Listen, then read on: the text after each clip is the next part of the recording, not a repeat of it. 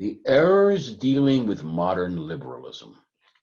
Remember, this is modern as of 1864, 1865.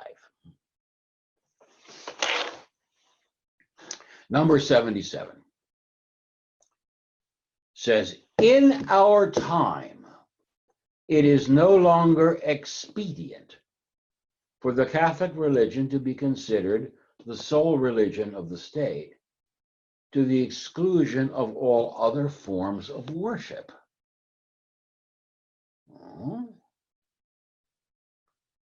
In our time, it's no longer expedient for the Catholic religion to be the sole religion of the state? Why not? If it's expedient for the state to acknowledge any religion, why shouldn't it be the true one? Oh, but what about religious liberty? I'm saying nothing against religious liberty, and neither does this proposition. You want to belong to another church and you want the freedom to practice the religion they teach in that church? Fine. Nothing in this proposition condemns that. In other words, having a religion of the state does not conflict with the religious liberty of people who don't belong to the official religion of the state. Now, I know everybody thinks otherwise because people have the Catholic doctrine mixed up with the conduct of that jerk, capital J-E-R-K, Louis XIV. Okay? Louis XIV was secretly married to a gal named Madame de Maintenon, Little Miss Right Now. Maintenon. Louis XIV was secretly married to her. And outside of the marriage bed, she was very, very pious indeed.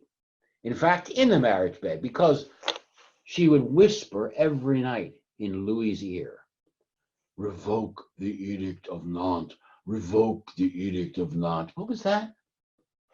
The Edict of Nantes was a royal decree of toleration towards the Calvinists in France. Remember, Calvin had been a Frenchman. There were large Calvinist denominations in France at one time.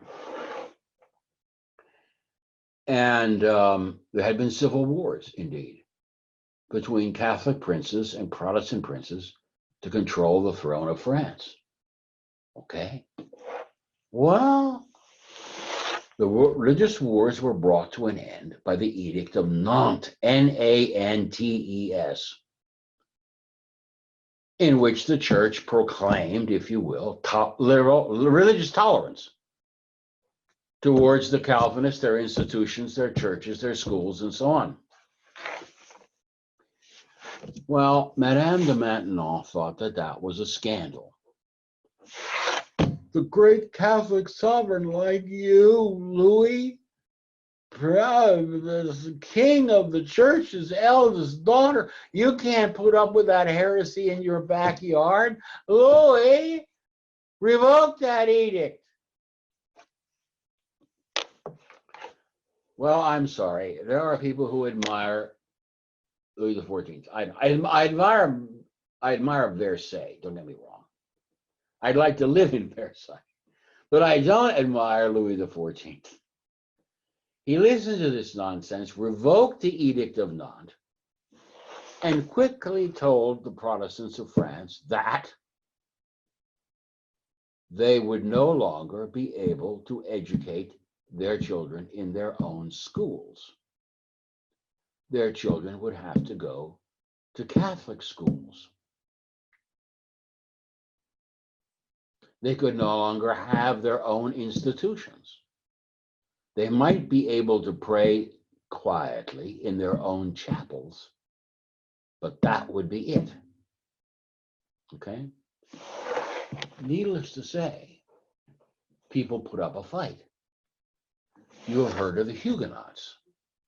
These were the French Protestants who fled France at the revocation of the Edict of Nantes. Somehow they didn't want to surrender their natural law right to instruct their children in what they believed.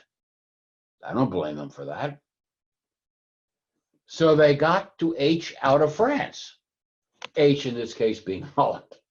They fled to Holland, they fled to England, they fled to Germany,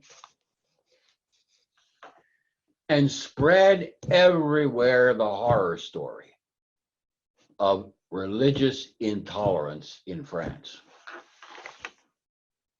So the Catholic Church's reputation for intolerance is in fact an artifact of Louis XIV. And I resent that.